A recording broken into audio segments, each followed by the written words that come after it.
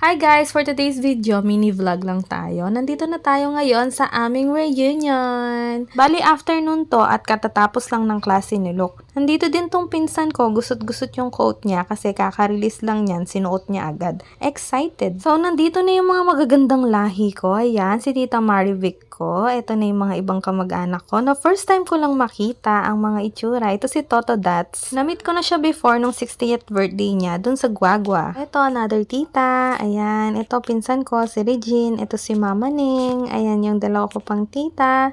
My gosh, I forgot all their names. Ano ba yan? Tapos, ito naman si Ma'am Didi, ang owner ng Didi's Pizza. Thank you so much po sa treat. Ang sarap po talaga kapag libre.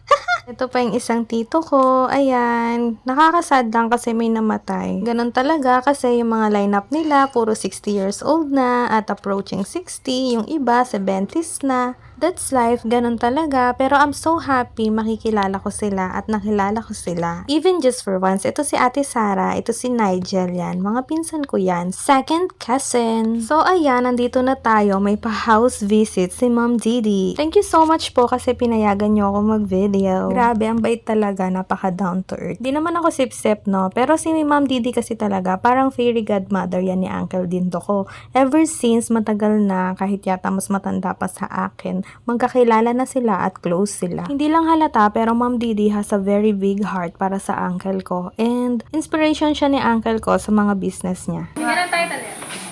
Plants versus Zombies!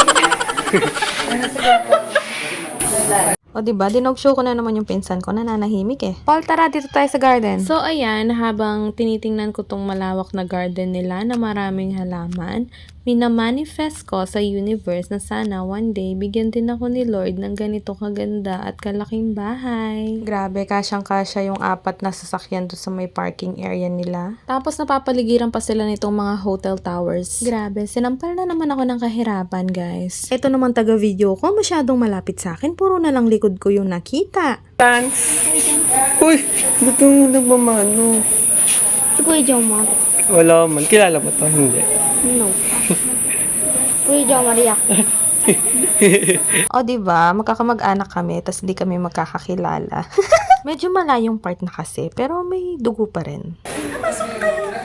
So ayan, pasok na daw tayo, wag na kayong mahiya. Welcome kayo dito sa bahay ko. Charis! Kala mo naman talaga sa akin eh. So ayan, dito pa lang sa main entrance ng bahay, sasalubungin na tayo ng mga pictures nila at itong mga classic designs ng displays nila. Ayan, isa lang yung anak ni Ma'am Didi, si Ate Tanay or Ate Tanya. Close na close silang mag-ina. Sa sobrang close nila, travel the world ang bonding nila. Kahit 70 plus na si Ma'am Didi, go na go pa rin yan. Sana all blessed ng good health. At isa pang similarities nila ay mangolekta ng mga collectibles.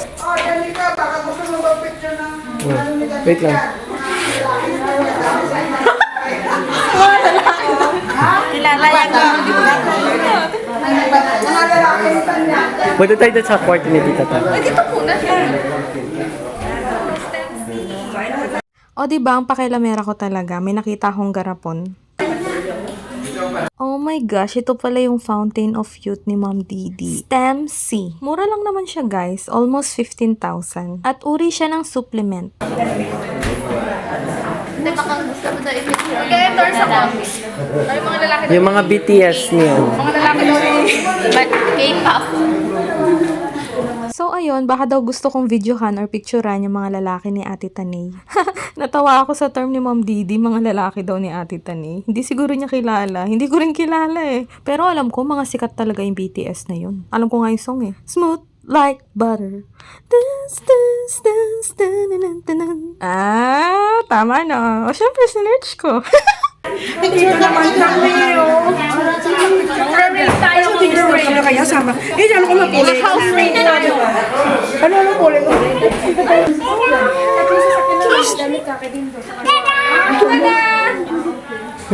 Yan, spasiar ako.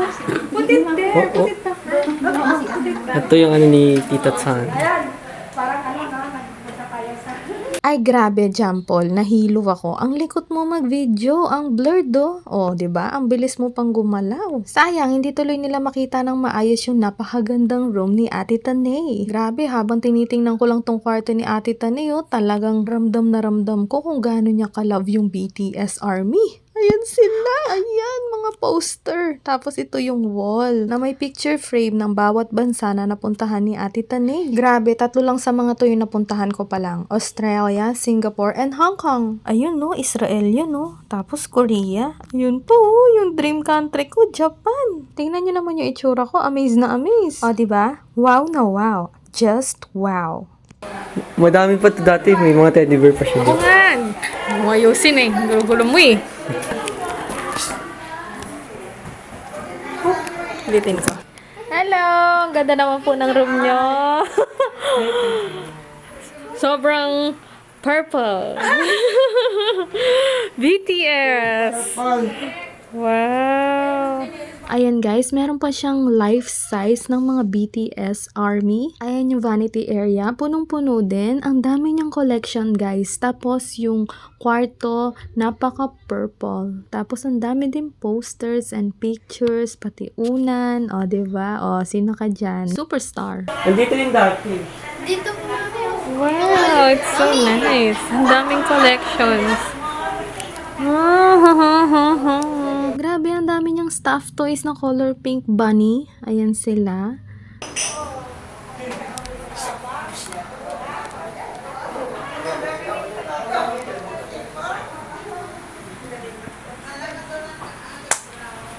Tapos ayan, meron din siya nitong mga limited edition na inumin. Pati itong mga to, hindi ko alam ano tong... kape. Yan. Ayan sila, ang gagwapo nila, 'di ba? Naalala nyo nung meron din BTS version yung McDo last time. Yan, parang ganyan sila. Ito si B. Ito yung kamukha Ay, ito pala si B. Oh my God, ng house raid Ito yung tayo. kamukha mo dito. Ito pala yung Ito yung buong BTS guys. Saan? Yan sila. Ayan, akin na. Video mo ako. Pag nanasaan ko sila. Ayan, akin na muna sila. Ayan, nahanapin ko yung pinakagwapo. Ito, gwapo to. Ayan, ito din. Ito din, cute. Ay, ito mukhang parang tomboy tsaka to. Pero itong isa, ayan, naka-jacket. Ito, gwapo. Tapos isa rin to. Daddy. Daddy. It's your daddy. Usan na si Rian? That is your daddy. Sa labas po ito. Oh, love mo, love. Oh. Oh, kiss mo. Hello? Masunurin talaga. Hello? Oo, Loki, napos pa niya, oh. Ikaw, Denny, ah. Meron ka ng crush, ah. Nag-boyfriend ka na. Sumbong kita kay daddy. Ay. Ang ganda, no? First time ko makakita ng ganito, yung maraming collection. Tapos, ayan, punta ako sa CR. Meron din, ang dami din poster ng mga BTS channel.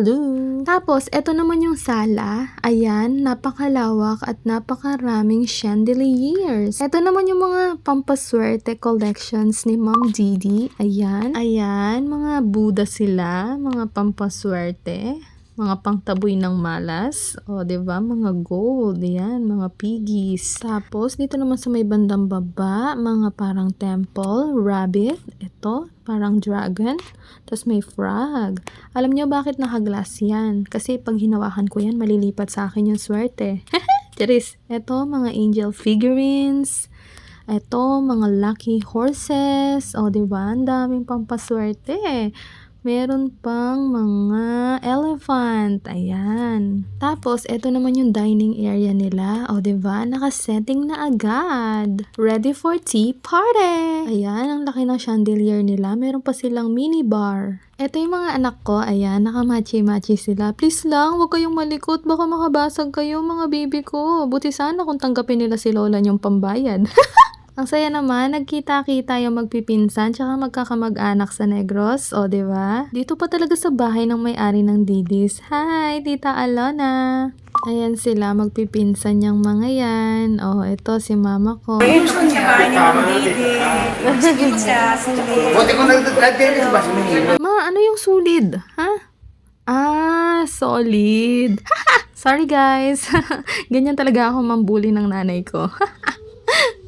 Smile! Si Tanya, dumating doon 7 years mo lang yun. Hi! Smile po. Ayan, mga kababata ni mother ko yan. Bale, si tita kong naka-black, kaklase ni mama ko yon nung high school. Tapos, ito naman si titang naka-orange. Yan. Yun. Pinsan sila ni mama at uncle. At kapatid siya ni Toto Dats. Eto pa. Yan. Mag-asawa silang dalawa. Tito at tita ko din sila. It's so nice to meet you po. O, diba? Tita ko yan. Tsaka lolo ko yan. No, napagalitan. Umiinom pa ng alak. Okay lang yan, Nay. Ano ba yan? Hindi ko alam kung ano itatawag ko. Kung nanay, tita, or lola. Sorry po talaga. Nalilito lang. Min love. Ay, ito love namin, no? Oh, Denny love. Denny, hindi ka namin love. Ay, ito love namin. Ito.